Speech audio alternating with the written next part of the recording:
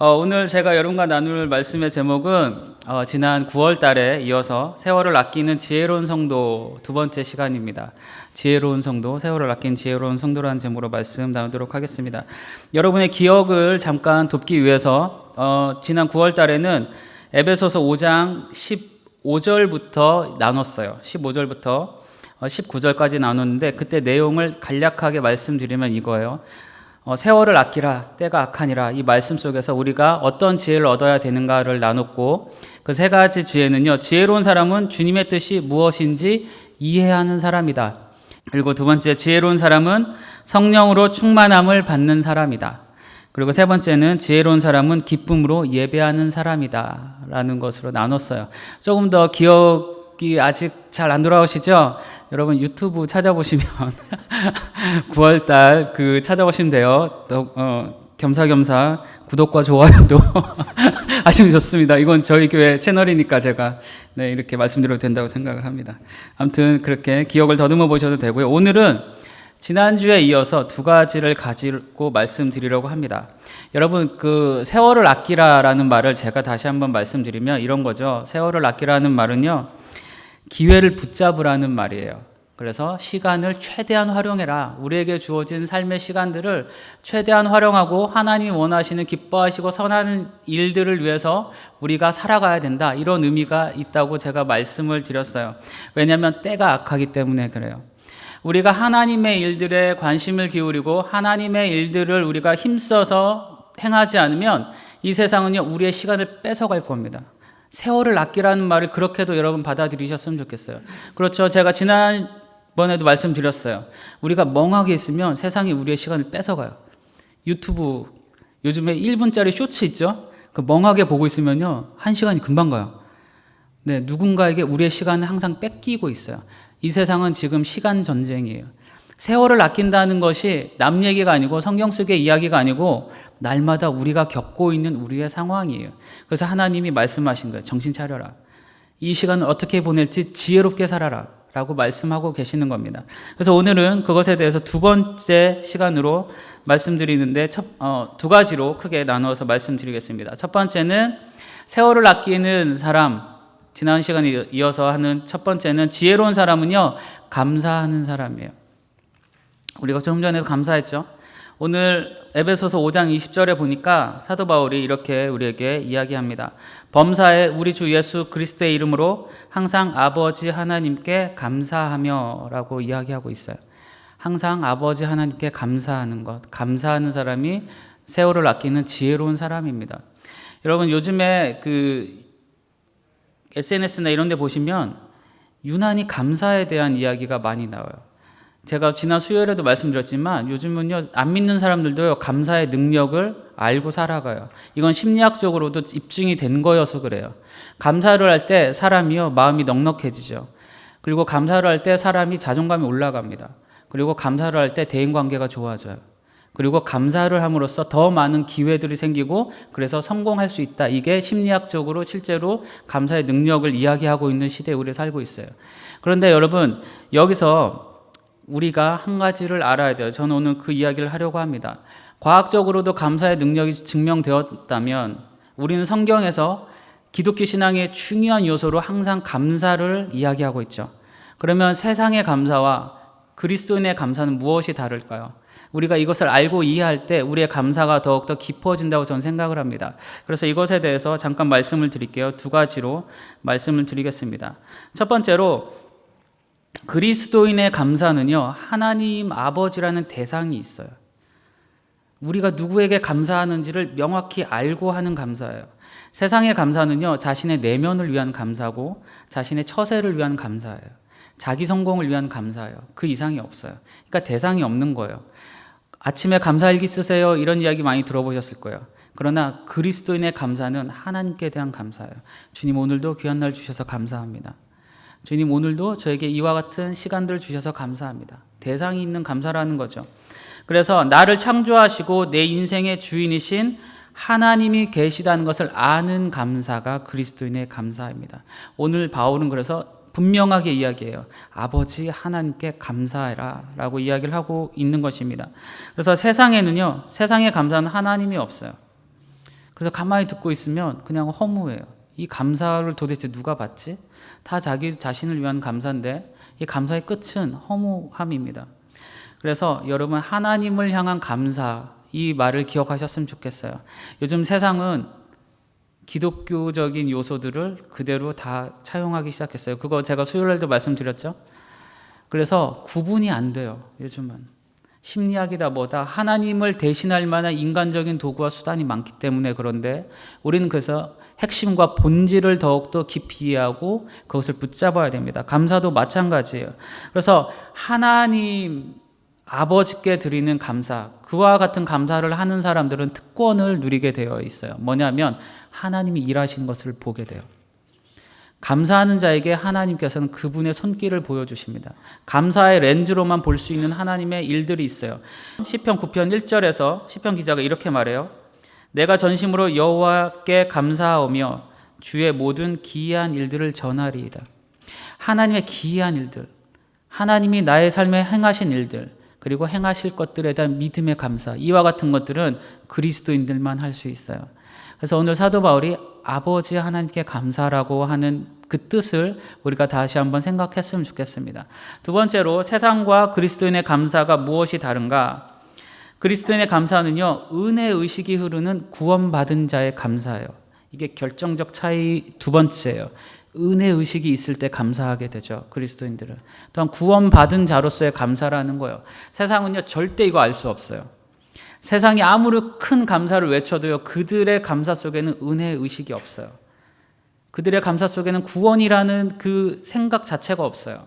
이게 결정적인 차이입니다.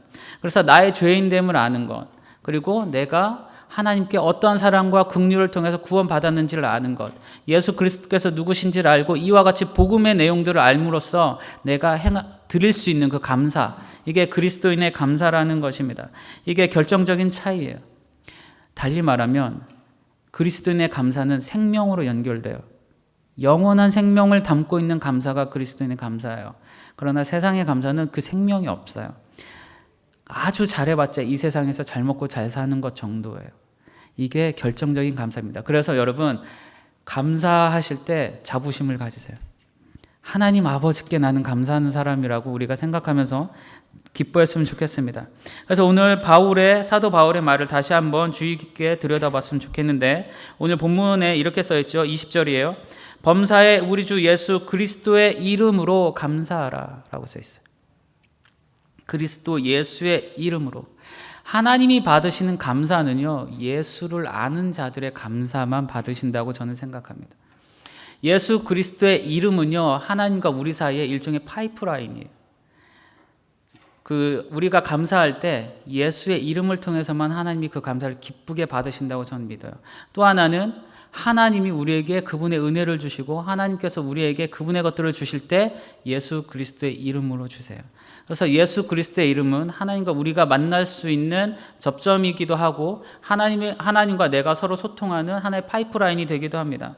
그래서 요한복음 16장 23절부터 24절을 제가 읽어드릴게요.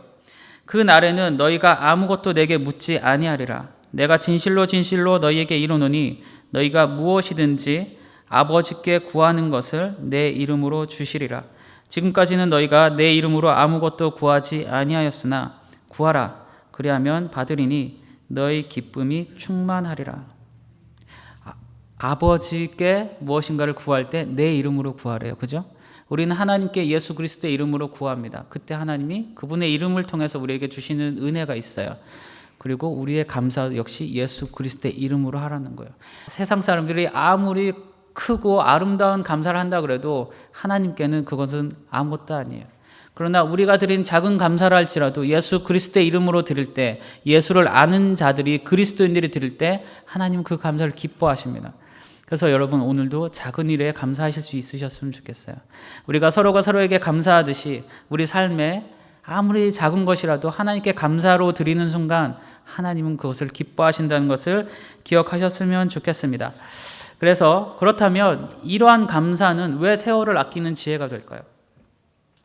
왜 이와 같은 감사를 하는 것이 세월을 아끼는 성도의 지혜가 될까요? 그죠? 이게 오늘 또 제목과도 연결되기 때문에 한번 봐야 돼요. 에베소서 5장 16절을 다시 보면 이렇게 써 있어요. 다시 다 잘 아시는 말씀이에요. 세월을 아끼라 때가 악하니라. 여러분, 악한 세상은요, 하나님께 대한 감사를 훔쳐가요. 사단은요, 하나님을 항상 훔쳐가는 게 사단이에요. 그죠?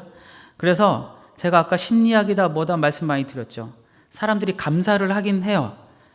근데 하나님께 가야 될 감사가 나의 성공과 나의 유익을 위한 감사로 변해버렸어요. 이 세상이 그래요. 악한 때일수록 하나님 걸 훔쳐갑니다. 그래서 세월을 아끼는 것, 악한 때를 지혜롭게 사는 자들은 하나님께 드리는 감사가 무엇인지를 깊이 이해하고 그 하나님께 감사드리는 거라고 제가 지금 말씀을 드리는 거예요. 로마서 1장 21절에서 사도 바울이 이렇게 이야기하고 있어요. 1장 21절입니다. 로마서 하나님을 알되 하나님을 영화롭게도 아니하며 감사하지도 아니하고 오히려 그 생각이 허망하여지며 미련한 마음이 어두워졌나니 라고 이야기하고 있어요. 로마서 1장은요, 이 시대가 얼마나 악하고 이 시대가 얼마나 어두워진지를 사도 바울이 이야기하고 있는 장입니다. 근데 그 중에 한 구절이에요.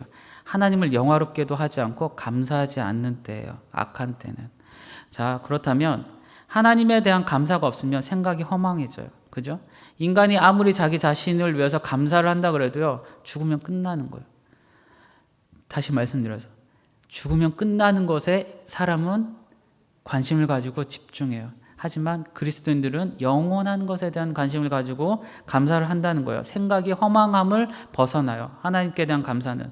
또한 미련한 마음의 어둠이 찾아와요. 하나님께 대한 감사를 잃어버리면. 그래서 악한 시대일수록 이러한 증상이 심해지는데 지혜로운 성도는 그렇기 때문에 때를 분별하고 감사로 자신을 채워나가는 사람이에요.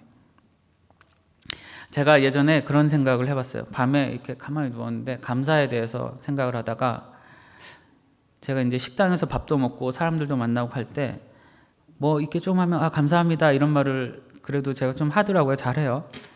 근데 제가 생각해봤어요. 내가 오늘 하나님께는 몇 번이나 감사하다고 말씀드렸지? 제가 그때 좀 하나님께 죄송하기도 하고 창피했습니다. 사람한테 감사하다는 말만큼도 안 하고 제가 살더라고요. 저희 입에서 하나님께 대한 감사가 그렇게 적었어요. 여러분, 우리가 이 시간 이후로 감사가 더 풍성했으면 좋겠어요. 아버지 하나님께 대한 감사. 그죠? 그래서 로마서 1장 21절을 뒤집어서 우리가 달리 말하면 이렇게 돼요. 생각이 바르고 참되며 지혜롭고 밝은 마음을 가진 사람은 하나님께 감사하며 그분을 영화롭게 하는 사람이다. 다시 읽어드려요. 생각이 바르고 참되며 지혜롭고 밝은 마음을 가진 사람은 하나님께 감사하며 그분을 영화롭게 하는 사람이다. 이게 악한 때를 살아가는 성도의 지혜 중에 하나입니다. 그리고 이것을 정말 잘 표현해주는 말씀이 성경에 있죠. 시편 50편 23절 말씀이에요. 시편 기자는 이렇게 이야기합니다. 감사로 제사를 드리는 자가 나를 영화롭게 하나니 그의 행위를 옳게 하는 자에게 내가 하나님의 구원을 보이리라. 하나님을 영화롭게 하는 감사, 그 감사가 있는 저와 여러분이 되었으면 좋겠습니다. 예수 그리스도의 이름으로 범사에 작은 것에도 감사하며 그렇게 하나님께 기쁨이 되는 삶을 사시기를 바랍니다. 이게 풍성한 삶이에요. 자, 두 번째, 오늘 제가 나눌 두 번째는요, 지혜로운 사람은요 서로 복종하는 사람이래요. 그죠? 지혜로운 사람은 서로 복종하는 사람이다라고 써 있습니다. 에베소서 5장 21절이죠. 그리스도를 경외함으로 피차 복종하라. 이 말씀을 우리가 읽었어요. 이 말은요, 달리 말하면 인간관계에 대한 이야기죠. 서로 피차 복종하는 것은 관계에 대한 이야기입니다. 여러분, 바울 당시 사회, 고대 이때 사회는요, 세 가지 인간관계를 중요하게 생각했대요. 첫째는 부부 간의 관계, 두 번째는 부모와 자녀의 관계, 세 번째는 상전과 종의 관계, 그 사회를 이루는 구성하는 가장 큰 관계 세 가지를 중요하게 생각했다 그래요. 그래서 에베소서 5장 21절 이후에 사도 바울이 이 세 가지의 관계를 구체적으로 이야기한 것을 우리는 보게 돼요. 5장 21절부터 6장 9절까지인데요. 부부 간의 관계, 자녀와의 관계, 상전과 종으로서의 관계를 자세하게 이야기해주고 있습니다. 그것을 다 다룰 수는 없기 때문에 제가 몇 가지만 말씀을 드리려고 해요. 여러분, 일반적으로 복종한다는 거는요, 지위가 높은 사람한테 낮은 사람이 하는 행위죠. 그죠? 힘의 우열, 어떤 서열의 관계에서 나타나는 게 복종이에요. 그런데 당시에는 이게 당연한 거였지만 성경은요, 피차 복종하래요. 이건 말이 안 되는 거예요, 사실. 힘의 관계로 어떤 사람의 관계를 바라보던 시대에는 피차 복종한다는 게 서로 말이 안 맞아요. 그런데 성경은 피차 복종하래요. 이건 굉장히 급진적인 말이에요. 네. 당시 사회에서는 쉽게 납득도 안 되지만 할 수 없는 말인데 예수 그리스도 안에서는 가능한 말이 바로 이 말이에요. 서로 불쌍히 여기고 서로를 사랑하고 서로에게 감사하는 그 관계는요, 피차 복종할 수 있는 관계예요. 그래서 이 관계를 할 수 있는 단서를 사도 바울이 앞에 달아놨죠. 뭐라고요? 그리스도를 경외함으로요. 인간적인 마음으로는 피차 복종 못해요. 그죠? 저는 그래요. 피차 복종 못해요. 근데 그리스도를 경외함으로, 그리스도께서 저 사람을 위해서 죽으셨다는 것을 내가 잊지 않을 때 그 사람을 위해서 내가 복종할 수 있어요. 하나님에 대한 경외함이 관계 속에서 나타난다는 거예요. 그래서 여러분, 예수 그리스도 안에서 우리가 서로 사랑받는 자고 또한 하나님의 자녀가 되었음을 우리는 알죠. 그래서 우리는 서로를 형제와 자매라고 합니다. 그리고 예수님께서 친히 그 왕 중의 왕이신 분께서 사랑과 섬김의 모범을 보여주셨죠. 제자들의 발을 씻기신 것들, 이 땅에 오신 것들, 이 모든 게 복종의 행위이신 거예요. 그래서 우리도 그리스도를 본받을 때 당연히 서로 피차 복종할 수 있다는 것을 잊지 않으셨으면 좋겠어요. 하나님 앞에서는 모두가 동일합니다. 모두가 존귀해요. 서열이 없어요. 이게 성경의 급진적인, 오늘날의 사람들이 말하는 그 인권, 성경은요 이미 하나님 안에서 모두가 얼마나 존귀한 존재인지를 이렇게도 우리에게 알려주고 있다고 보시면 됩니다. 그렇다면 복종한다는 뭘까요? 이것을 우리가 구체적으로 생각해 보면 더 도움이 될 것 같아요. 복종한다는 것 첫째는요, 자신의 역할에 따른 질서를 지키는 것이고요, 그렇게 상대방을 또한 존중해주고 배려해주는 거예요. 이게 복종이에요. 자신의 역할에 따라서 질서를 지키는 것이다. 이게 첫 번째 복종의 의미 중에 하나입니다. 그래서 여러분 보세요. 부부 간에도 역할과 그런 질서가 있어야 돼요. 부모와 자녀 간에도 역할과 질서가 있죠. 어떤 공동체든지 집단이든지 질서와 역할이 있어요. 그리고 그에 따른 책임이 있습니다. 자신의 역할에 충실하지 않고 그 질서를 어기기 시작하면요, 관계에 균열이 생겨요. 그렇죠? 그리고 관계에 균열이 생기면 나가서 관계가 어그러집니다. 성경은요, 하나님이 세워놓으신 질서가 있다는 것을 우리에게 창세기부터 알려줘요. 하나님과의 관계에도 질서가 있었는데 그 질서가 어그러져서 우리는 죄인이 되었어요. 인간과의 관계도 모든 관계가 마찬가지예요. 내가 해야 되는 역할을 내가 충실하게 책임감 있게 감당하지 못할 때 상대방과 나 사이에는 균열이 생기기 시작합니다. 그래서 복종한다는 것은 오늘 내가 무엇을 해야 될 것인가, 오늘 나의 역할이 무엇인가에 대해서 책임감 있게 살아가는 거예요. 여기서부터 벗어나면 고통이 찾아옵니다. 그래서 각자의 역할을 돌아보고 질서 있는 관계를 세워나가실 수 있기를 바라요.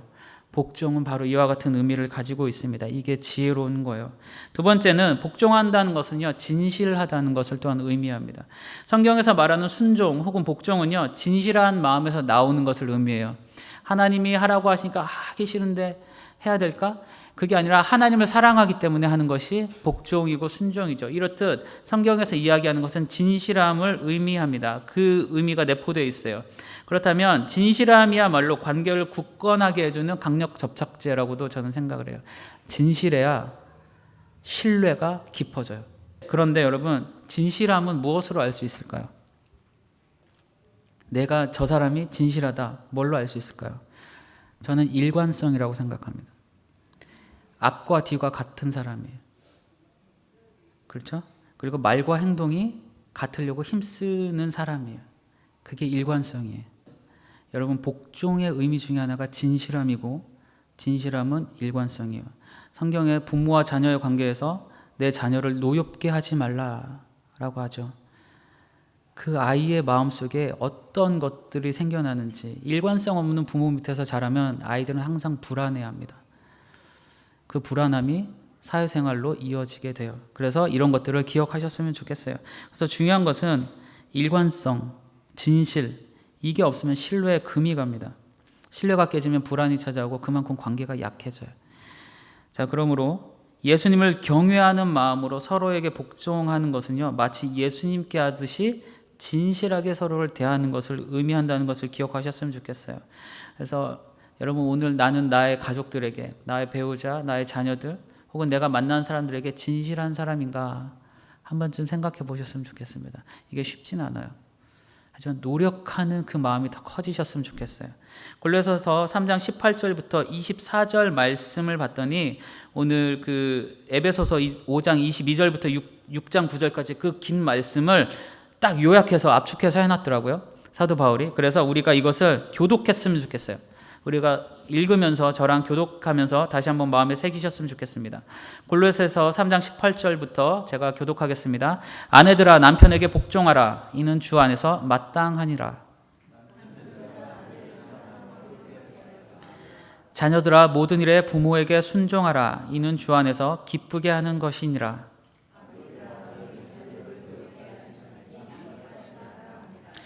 종들아 모든 일에 육신의 상전들에게 순종하되 사람을 기쁘게 하는 자와 같이 눈 가림만 하지 말고 오직 주를 두려워하여 성실한 마음으로 하라.